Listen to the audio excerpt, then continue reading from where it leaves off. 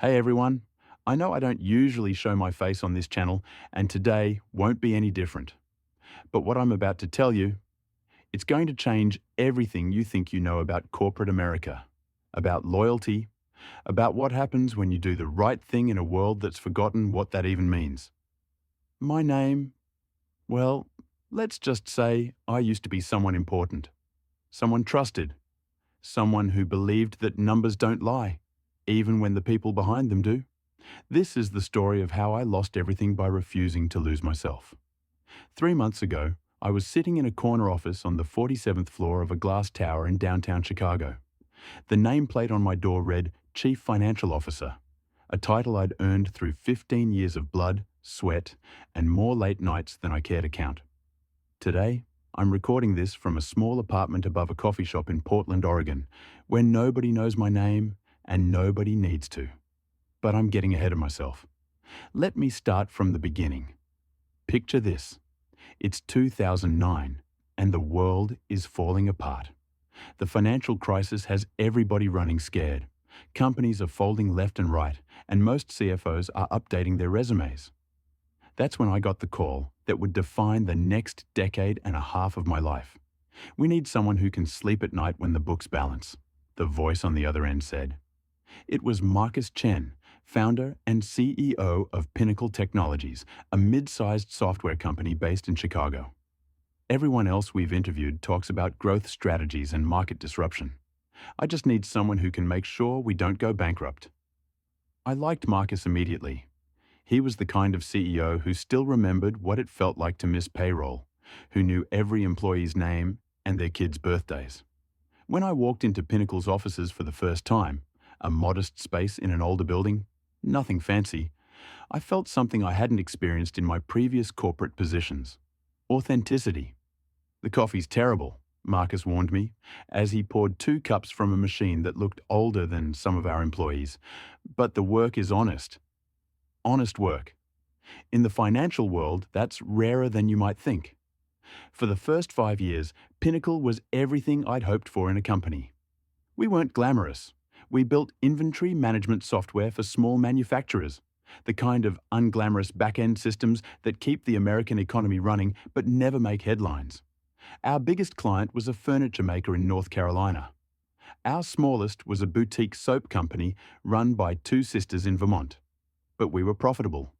More importantly, we were ethical. Marcus had this saying, profit follows principle, not the other way around. Every decision, every contract, every hire was filtered through that philosophy. When the economy started recovering in 2012, while other companies were cutting corners to maximize returns, we invested in our people, upgraded our systems, and focused on sustainable growth. I won't lie to you. Those were some of the best years of my professional life. My team was small but dedicated.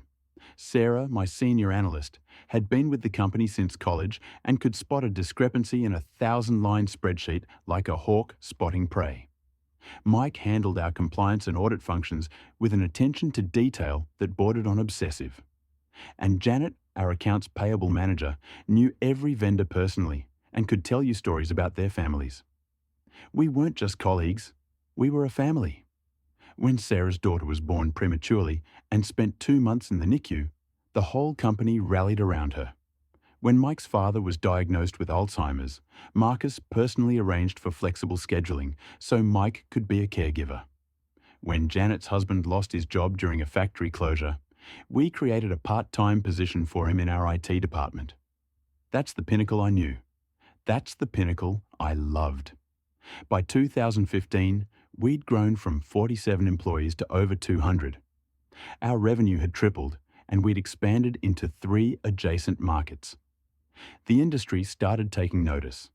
Tech magazines wrote articles about our sustainable growth model. Harvard Business School invited Marcus to speak about ethical leadership in the digital age. That's when the vultures started circling. The first approach came in late 2016. Sterling Dynamics, a massive private equity firm with a reputation for optimizing underperforming assets, made an unsolicited offer to buy Pinnacle. Marcus turned them down without even bringing it to the board. They don't want to buy our company, he he told me over lunch that day. They want to buy our client base and our IP, then fire everybody and move operations overseas. That's not happening on my watch. But Sterling was persistent. They came back 6 months later with a higher offer and a different angle. They wanted to partner with us, maintain our culture, keep our team intact. All they asked for was a controlling stake and the right to install their own CEO. Over my dead body, was Marcus's response to that one. The third approach was different. Instead of coming to Marcus directly, they went to our board of directors. Pinnacle had gone public in 2014. Nothing dramatic, just a small IPO to raise capital for expansion. But that meant we had fiduciary duties to our shareholders and a board with independent members who didn't necessarily share Marcus's vision. I still remember the board meeting where it all started to unravel. October 15th, 2017. I'd prepared my usual quarterly financial report, highlighting our steady 12% annual growth, our healthy cash reserves, and our industry-leading employee retention rates. These are solid numbers, said board member Patricia Hawkins, a former McKinsey consultant who joined our board the previous year. But they raise a question about optimization. Are we maximizing shareholder value? Marcus frowned. We're profitable, growing, and sustainable.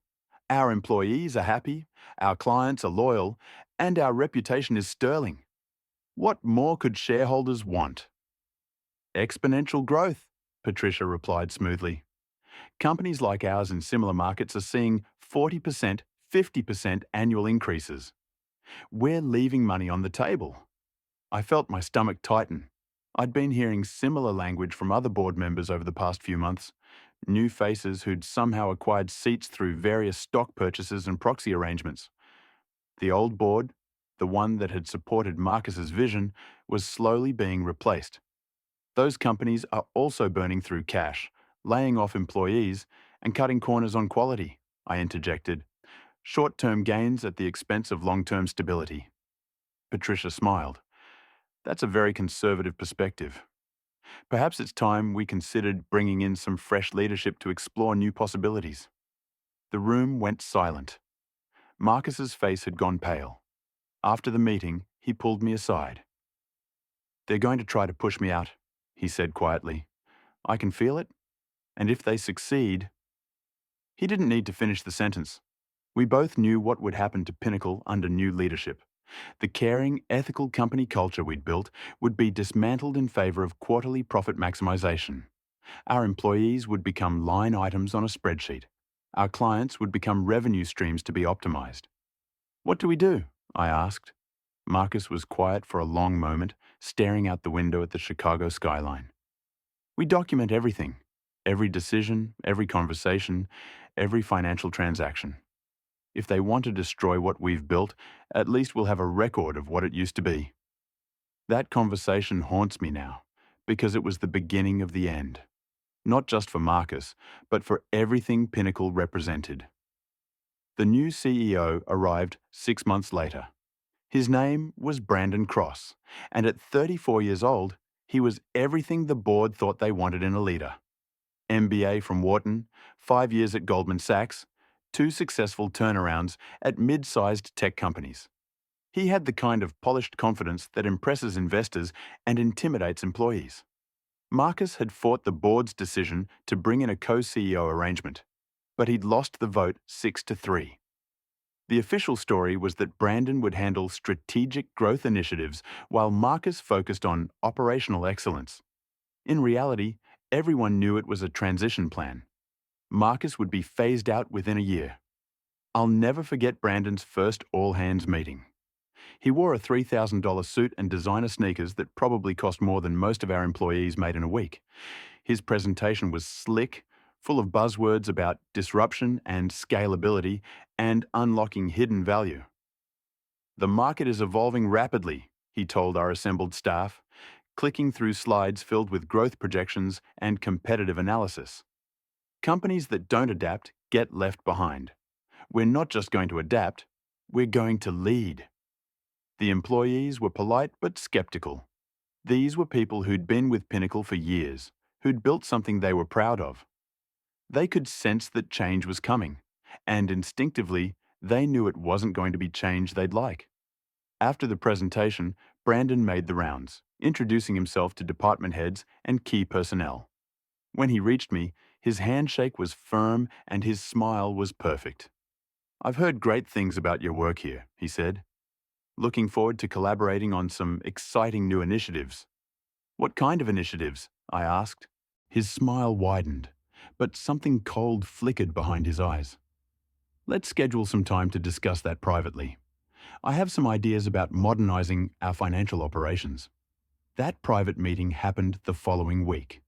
Brandon's temporary office, they were still renovating the executive suite to create a proper corner office for him, was already decorated with motivational posters and a wall-mounted monitor displaying real-time stock prices and market analytics. "Coffee?" he offered, gesturing to an expensive espresso machine he'd had installed. "I'm fine, thanks." Brandon settled behind his desk, pulling up a presentation on his laptop. "I've been doing some analysis of our financial structure, and I see tremendous opportunities for optimization." The presentation was professionally done. I'll give him that. Charts showing our current expenditures broken down by department, projections showing potential cost savings, comparative analysis with industry benchmarks. On the surface, it looked reasonable. Until you dug into the details. "You're proposing to cut our workforce by 35%, I said, staring at slide 12. "I prefer to think of it as right-sizing," Brandon replied smoothly. "We're carrying a lot of redundant positions. Customer service can be outsourced for a fraction of our current cost. Most of our development work can be handled by contractors. And honestly, do we really need a full accounting department when there are excellent third-party solutions available?" My blood ran cold. "You want to outsource accounting?" "Initially, just the routine functions. Payroll, basic bookkeeping, regulatory filings. That would free up your team to focus on higher-level strategic analysis." I stared at him. "Brandon, accounting isn't just about processing numbers. It's about oversight, compliance, understanding the nuances of our business. You can't just hand that over to a call center in India." His smile never wavered. "With respect, I think that's an outdated perspective. Modern financial operations are about efficiency and scale. We can achieve better results at lower cost by leveraging specialized service providers." "What about institutional knowledge? What about continuity?" "Sarah has been tracking our client payment patterns for 8 years. She can predict cash flow issues 3 months in advance just by looking at trends. You can't replace that with a software algorithm." "Actually," Brandon said, clicking to his next slide, "that's exactly what we can do. I've been in discussions with a company called Data Flow Analytics. They provide AI-powered financial analysis that can identify patterns and predict trends more accurately than human analysts." I felt like I was watching a train wreck in slow motion. "And what happens to Sarah? To Mike? To Janet and the rest of my team?" "The best performers will be retained in new roles focused on strategic initiatives. The others?" He shrugged. "Unfortunately, disruption always creates some displacement, but that's the price of progress." I left that meeting with my head spinning. Everything Brandon was proposing might make sense on a spreadsheet, but it would destroy the company culture that made Pinnacle special. Worse, it would eliminate the very oversight mechanisms that kept us honest and compliant. That night, I called Marcus at home. "He wants to gut the entire operation," I told him. "This isn't about optimization. It's about stripping out everything that makes us who we are and turning us into just another faceless tech company." Marcus was quiet for a long moment. "How long do you think we have?" "Before what?" "Before they push me out completely and give Brandon full control?" I did some quick math in my head, thinking about board dynamics and shareholder politics. 6 months, maybe less, if they can manufacture some kind of crisis or performance issue. Then we need to start preparing for what comes next." "What do you mean?" "I mean documenting everything we can about how this company really works, preserving the institutional knowledge that Brandon wants to throw away. And," he paused, "making sure there's a record of what they're planning to do and why it's wrong." I understand now that Marcus was trying to protect me, trying to give me plausible deniability for what was about to happen. He never explicitly asked me to investigate Brandon or look for evidence of wrongdoing. He just asked me to do my job, to maintain accurate financial records and ensure compliance with all applicable regulations. But when you've been doing financial oversight for as long as I have, you develop instincts. You notice patterns. You ask questions when things don't add up. And Brandon's financial initiatives were definitely not adding up. The first red flag appeared in Brandon's third week on the job. He bypassed our standard procurement process to hire a consulting firm called Strategic Solutions Group for what he called organizational restructuring analysis. The contract was for $400,000 over 6 months, more than we typically spent on consulting in an entire year. When I asked to review the contract details, Brandon's assistant told me it was being handled directly through the CEO's office and didn't require CFO approval. That was technically true. Our corporate bylaws gave the CEO discretionary spending authority up to $500,000, but it was unprecedented. Marcus had never made a major expenditure without running it by me first. I decided to do some research on Strategic Solutions Group. Their website was professional but generic, full of stock photos and vague language about optimizing human capital and maximizing operational efficiency. Their client testimonials were suspiciously anonymous: major Midwest manufacturer and leading technology firm, instead of actual company names. What really caught my attention was their address. According to their corporate registration, Strategic Solutions Group was headquartered in a small office building in Delaware. When I used Google Street View to look at the location, I found a generic office complex that housed dozens of small consulting firms and service companies. The kind of place where you rent a mailing address and a conference room by the hour. I started digging deeper. Strategic Solutions Group had been incorporated just 2 months before Brandon joined Pinnacle.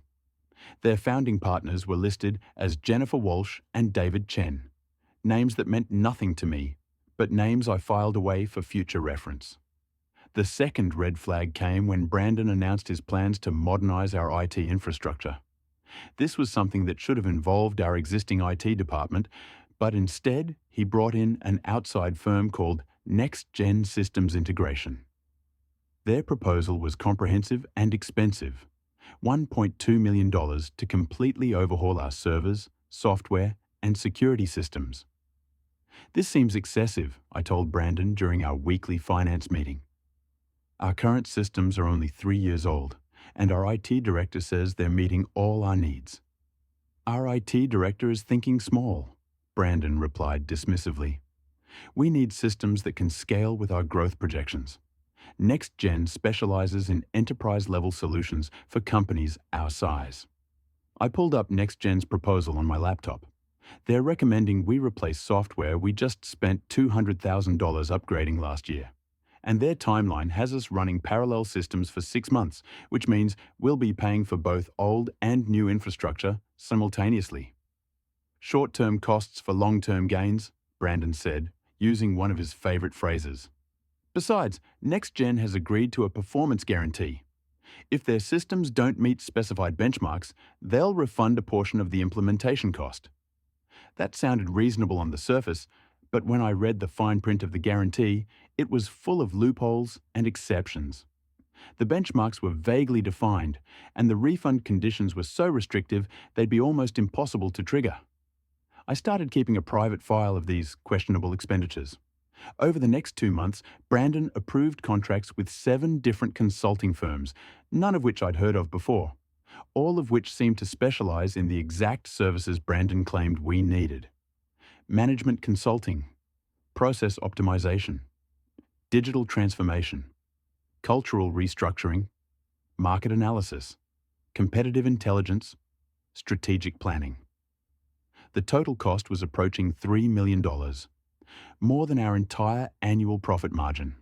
When I expressed concerns about the cash flow impact, Brandon assured me that these investments would pay for themselves within 18 months through the efficiencies they would create. He showed me projections and ROI calculations that looked impressive, but were based on assumptions I couldn't verify. Trust the process, he told me. "I've done this before. I know what works." But the more I looked into Brandon's track record, the more questions I had. His previous successful turnarounds were indeed profitable for the private equity firms that owned them. Both companies had been sold within 2 years of Brandon's arrival, their workforces slashed, their operations consolidated, their identities erased. I began to suspect that Brandon wasn't trying to improve Pinnacle. He was preparing it for sale. The breakthrough came from an unexpected source. Mike, our compliance officer, knocked on my door on a Friday afternoon in late March, looking troubled. "I need to show you something," he said, closing the door behind him. "But first, I need to know, are you and Marcus still..." "Still what?" "Still trying to protect this company?" I studied his face. Mike had been with us for 6 years, and I'd never seen him look so worried. "What have you found?" He pulled out a folder thick with printouts. "I've been tracking the vendor payments for all these new consulting contracts, and I noticed something strange. They're all being processed through a third-party payment service called Meridian Financial Solutions." "What's strange about that?" "Well, normally when we pay vendors, the money goes directly from our accounts to theirs. But with these contracts, we're sending payments to Meridian, and then Meridian is supposedly forwarding the money to the actual consultants." I frowned. "That's unusual, but not necessarily improper. Some companies use payment processors for international transactions or complex billing arrangements." That's what I thought at first, but then I started looking at the timing of these payments. Mike spread several printouts across my desk. "Look at this. We paid Strategic Solutions Group $400,000 through Meridian on March 1st. But according to their invoice, the work wasn't scheduled to begin until March 15th. Maybe it was a deposit. Maybe. But then, look at this." He pointed to another document. "Next-Gen Systems Integration. We paid them $600,000 on February 20th for work that isn't supposed to start until May. And here's the really weird part. According to their contract, payment wasn't due until completion of the first phase." I felt that familiar tightness in my stomach that comes when numbers don't add up. "What are you thinking?" "I'm thinking Meridian Financial Solutions isn't just a payment processor. I think it's a shell company designed to obscure where our money is really going." Mike was right, but he'd only scratched the surface. Over the weekend, I did some serious digging into Meridian Financial Solutions. Like Strategic Solutions Group, it had been incorporated recently in Delaware. Like all of Brandon's preferred vendors, its ownership structure was opaque, and its business model was vague. But here's what I found that Mike had missed. Meridian Financial Solutions was owned by a holding company called Crossbridge Ventures. And Crossbridge Ventures was owned by Brandon Cross. Brandon wasn't just hiring overpriced consultants. He was hiring himself. Every one of those million-dollar contracts was ultimately flowing money from Pinnacle's accounts into Brandon's pocket.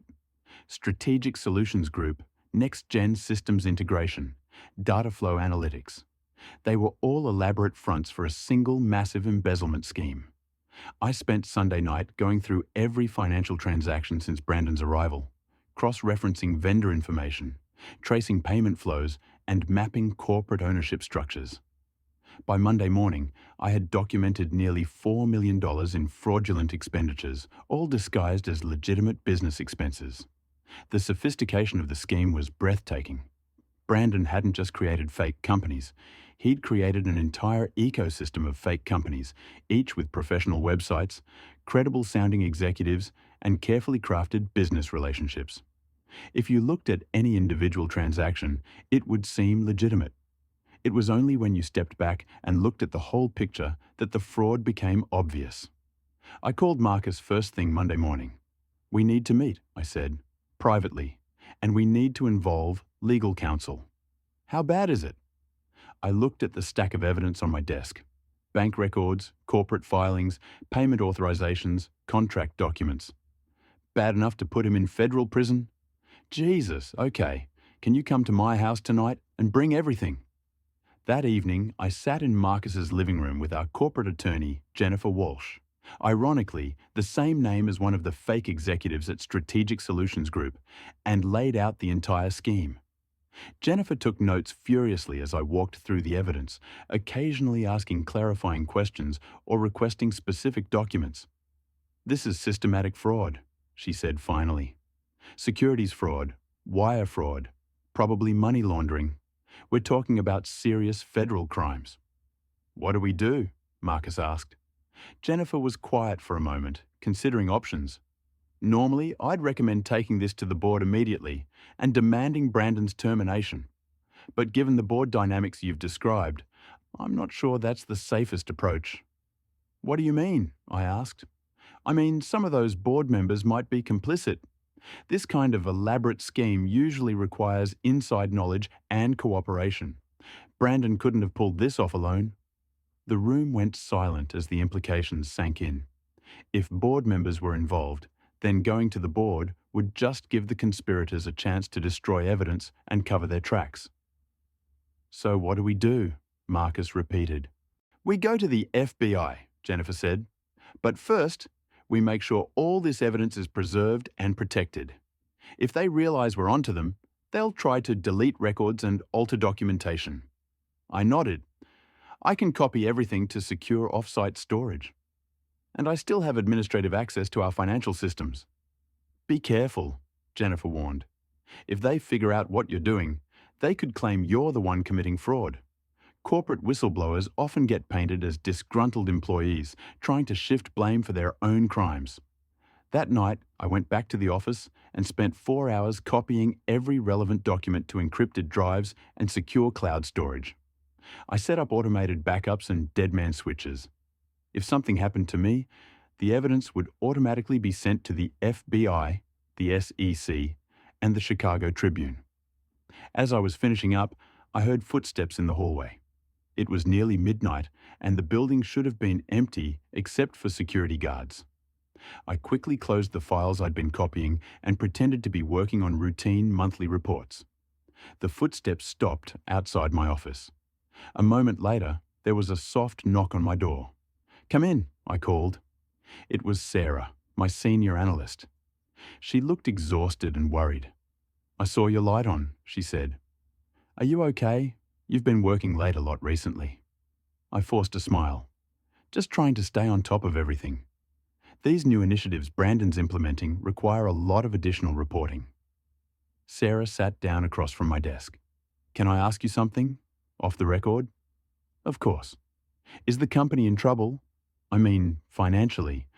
I know we're spending a lot on consultants, and there are rumors about layoffs."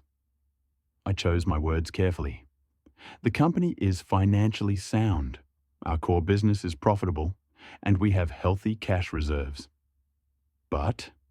I looked at her tired face and realized she deserved to know what was coming.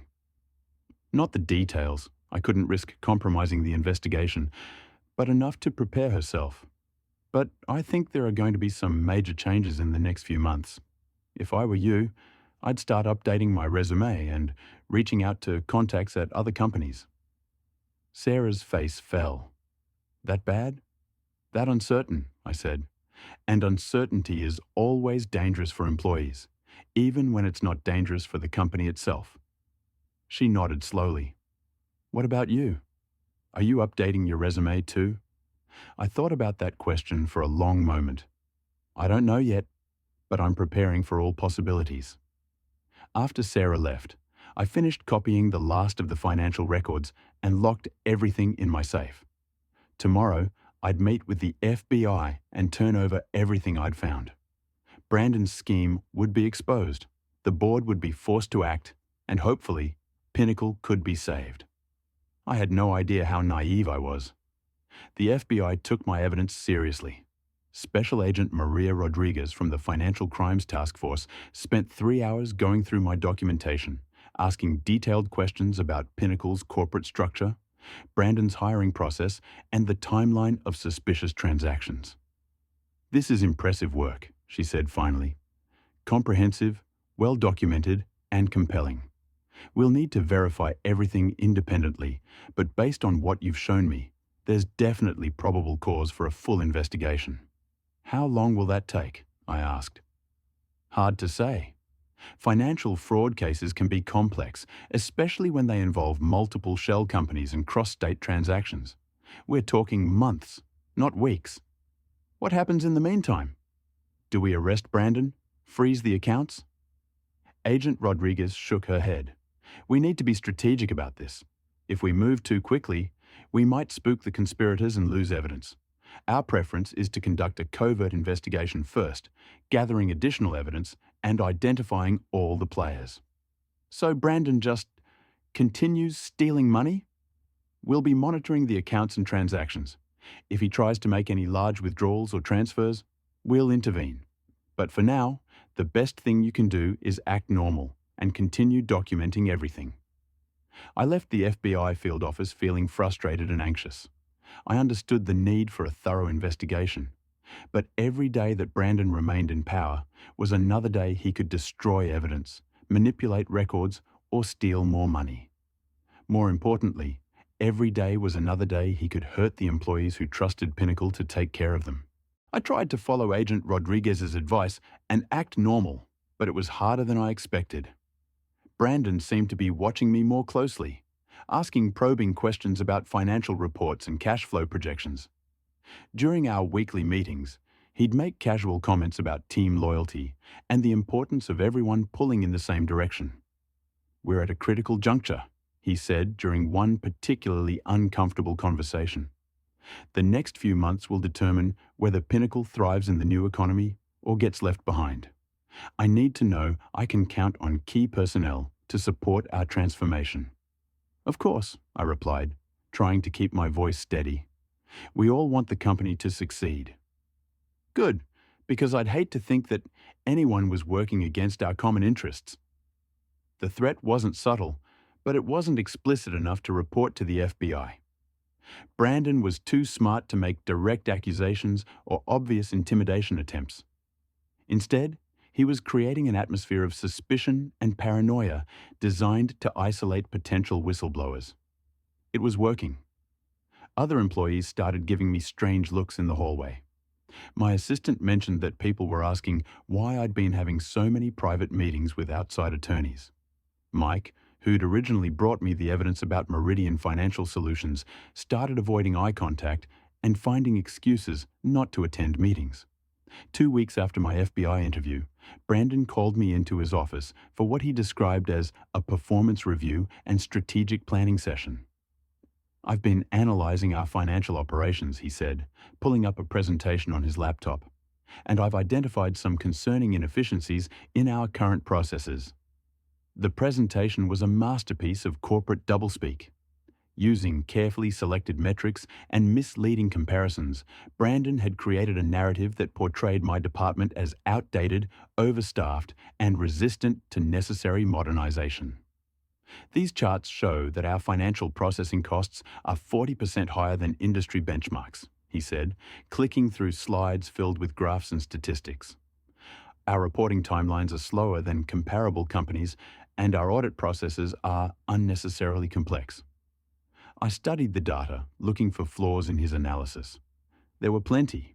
He was comparing our comprehensive internal controls to companies that had outsourced most of their financial oversight, and he was measuring efficiency without accounting for accuracy or compliance. But arguing with his methodology would only reinforce his narrative that I was resistant to change. "What are you proposing?" I asked. "A complete restructuring of financial operations, starting with personnel optimization." He clicked to a slide showing an organizational chart. We can achieve the same level of financial oversight with half the current staff by leveraging automation and outsourcing routine functions. Half the staff. That meant firing Sarah, Mike, Janet, and most of my other colleagues. People who'd dedicated years of their lives to Pinnacle, who'd helped build the company into what it was, who'd trusted their careers to an organization that was about to betray them. "When would this restructuring take place?" I managed to ask. "Immediately. We've already identified the personnel to be retained and the functions to be outsourced. Implementation begins next week." I felt like I was watching a building collapse in slow motion. "And the people who aren't retained?"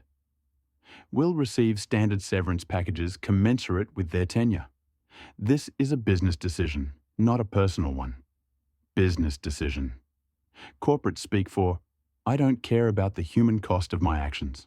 That night, I called Agent Rodriguez and told her what was happening. He's accelerating his timeline, I said.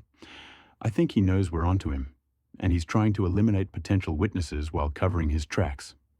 We're not ready to move yet, she replied. We still need to trace the full extent of the financial network and identify all the participants. What about the employees? These are good people who don't deserve to lose their jobs because they work for a criminal. Agent Rodriguez's voice was sympathetic but firm. I understand your concern, but we can't tip our hand prematurely. A premature arrest could compromise the entire investigation. So I just let it happen. You document everything and continue cooperating with our investigation.